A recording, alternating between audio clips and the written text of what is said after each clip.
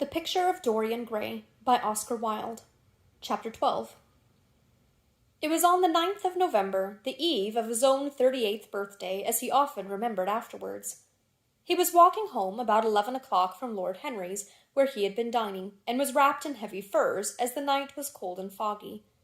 At the corner of Grosvenor Square in South Audley Street, a man passed him in the mist, walking very fast, and with the collar of his grey ulster turned up.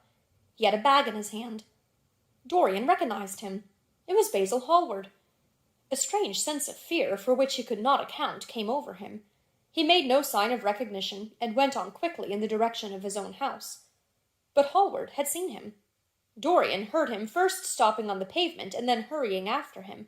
In a few moments his hand was on his arm. "Dorian! What an extraordinary piece of luck! I have been waiting for you in your library ever since 9 o'clock. Finally, I took pity on your tired servant and told him to go to bed as he let me out. I am off to Paris by the midnight train, and I particularly wanted to see you before I left. I thought it was you, or rather your fur coat, as you passed me, but I wasn't quite sure. Didn't you recognize me?" "In this fog, my dear Basil? Why, I can't even recognize Grosvenor Square. I believe my house is somewhere about here, but I don't feel at all certain about it. I am sorry you were going away, as I have not seen you for ages. But I suppose you'll be back soon?" "No, I'm going to be out of England for 6 months. I intend to take a studio in Paris and shut myself up till I have finished a great picture I have in my head. However, it wasn't about myself I wanted to talk. Here we are at your door. Let me come in for a moment. I have something to say to you." "I shall be charmed, but won't you miss your train?" said Dorian Gray languidly, as he passed up the steps and opened the door with his latchkey. The lamplight struggled out through the fog, and Hallward looked at his watch. "I have heaps of time," he answered. "The train doesn't go till 12:15, and it is only just 11. In fact, I was on my way to the club to look for you when I met you. You see, I shan't have any delay about luggage, as I have sent on my heavy things. All I have with me is in this bag, and I can easily get to Victoria in 20 minutes. Dorian looked at him and smiled. What a way for a fashionable painter to travel! A Gladstone bag and an ulster. Come in, or the fog will get into the house. And mind you don't talk about anything serious. Nothing is serious nowadays. At least nothing should be." Hallward shook his head as he entered, and followed Dorian into the library. There was a bright wood fire blazing in the large open hearth. The lamps were lit, and an open Dutch silver spirit case stood, with some siphons of soda water and large cut-glass tumblers, on a little marqueterie table. "You see, your servant made me quite at home, Dorian. He gave me everything I wanted, including your best gold-tipped cigarettes. He's a most hospitable creature. I like him much better than the Frenchman you used to have. What has become of the Frenchman, by the by?" Dorian shrugged his shoulders. "I believe he married Lord Radley's maid, and has established her in Paris as an English dressmaker. Anglomania is very fashionable over there now, I hear. It seems silly of the French, doesn't it? But, do you know, he was not at all a bad servant. I never liked him, but I had nothing to complain about. One often imagines things that are quite absurd. He was really very devoted to me, and seemed quite sorry when he went away. Have another brandy and soda? Or would you like hock and seltzer? I always take hock and seltzer myself.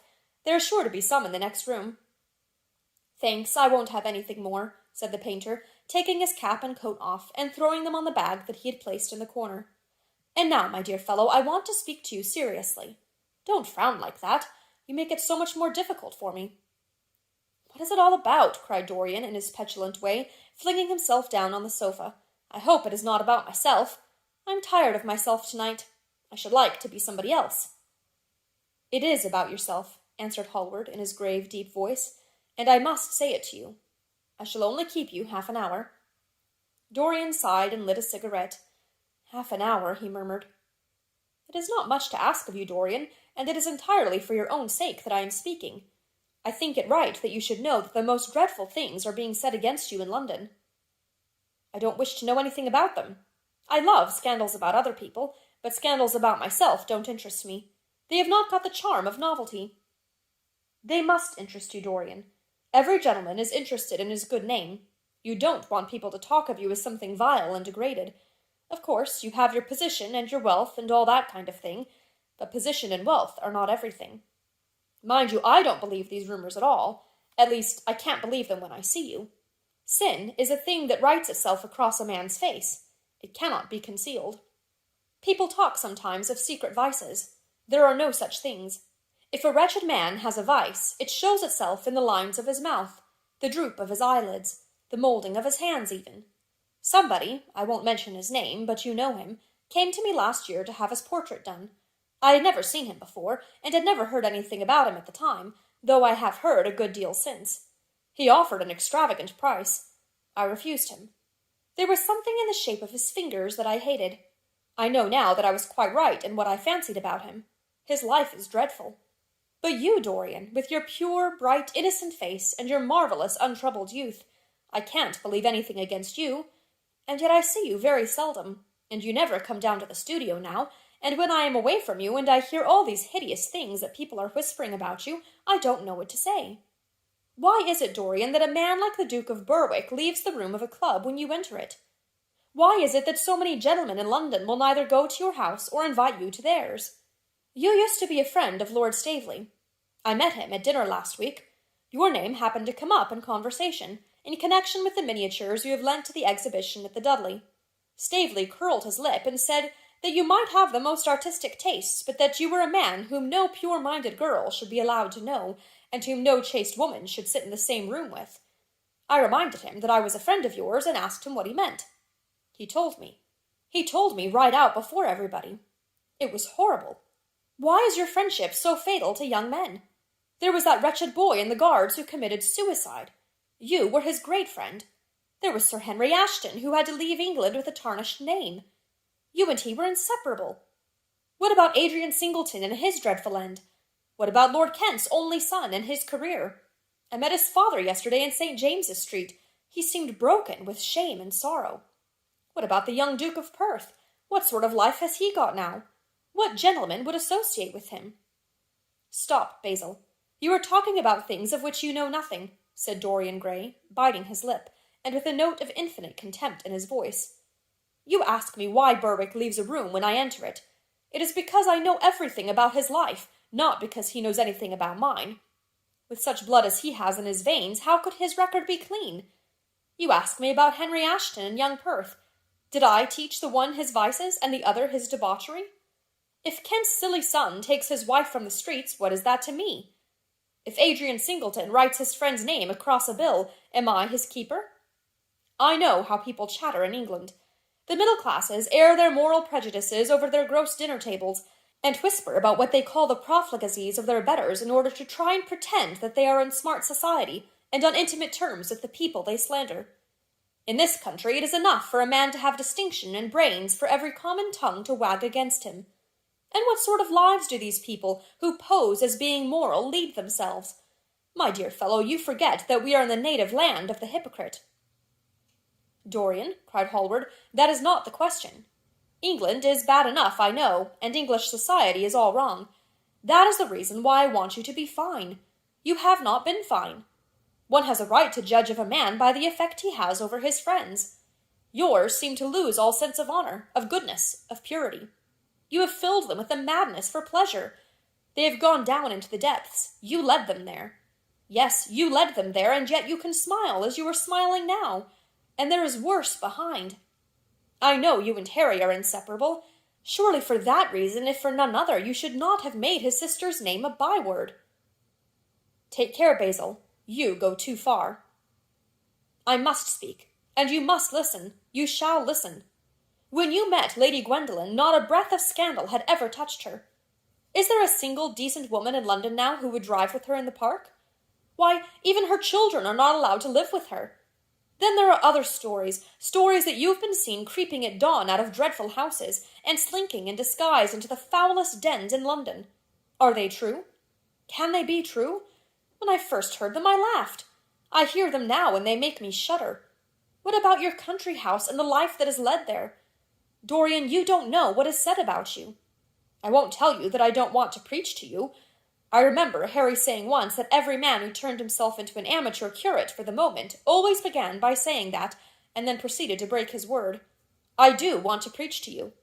I want you to lead such a life as will make the world respect you. I want you to have a clean name and a fair record. I want you to get rid of the dreadful people you associate with. Don't shrug your shoulders like that. Don't be so indifferent. You have a wonderful influence. Let it be for good, not for evil.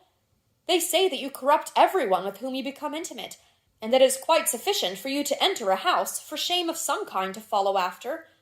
I don't know whether it is so or not. How should I know? But it is said of you. I am told things that it seems impossible to doubt. Lord Gloucester was one of my greatest friends at Oxford. He showed me a letter that his wife had written to him when she was dying alone in her villa at Mentone. Your name was implicated in the most terrible confession I ever read. I told him that it was absurd, that I knew you thoroughly, and that you were incapable of anything of the kind. Know you? I wonder, do I know you? Before I could answer that, I should have to see your soul.